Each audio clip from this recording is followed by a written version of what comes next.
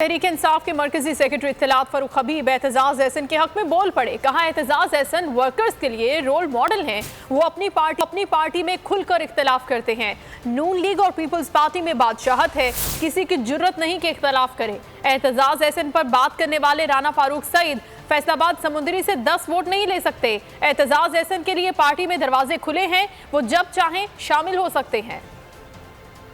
एतजाज एहसन साहब एक मारूफ कानूनदान है, एक बड़ी आवाज़ है, बड़ा एक नाम है और उन्होंने हमेशा हक और सच की बात की है। मेरे ख्याल में एतजाज एहसन तो तमाम पॉलिटिकल वर्कर्स के लिए एक मेरे हिसाब से रोल मॉडल के तौर पे कि वो अपनी पार्टी में भी इख्तलाफी आवाज़ उठाते हैं, बरमला आवाज़ उठाते हैं। यहाँ पर तो बात करने की इजाज़त नहीं दी जाती। करके दिखाएं ना, कोई नवाज शरीफ की पार्टी में कोई बात इख्तलाफी कोई नहीं कर सकता।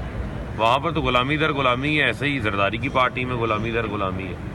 अब जो ये बातें कर रहे हैं वो मुझे बताएं ना, राना फारूक सईद साहब तो 10 वोट उनको मिलते हैं फैसलाबाद समुंदरी रोड से। इन्हीं हरकतों से पीपल्स पार्टी का तो बेड़ा गर्क हुआ है। पूछे ना पीपल्स पार्टी के कारकुनान से। देखें, मैं तो हमारे लिए तो पहले सब हर बंदे के लिए जो अच्छा आदमी है, जो मुल्क के लिए सोचता है, उसके लिए दरवाजे खुले। एतजाज साहब का फैसला है, आना चाहते हैं इसको बिस्मिल्लाह आए। अगर आपको ये वीडियो पसंद आई है तो हमारे चैनल को सब्सक्राइब करें और बेल आइकन को प्रेस करें।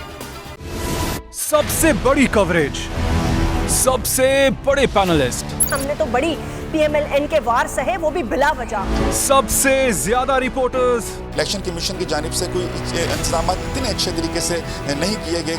बोल की रिवायत, सबसे पहला नतीजा।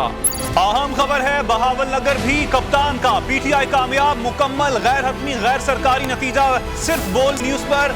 लम्हा बा लम्हा इलेक्शन की खबर सिर्फ बोल पर।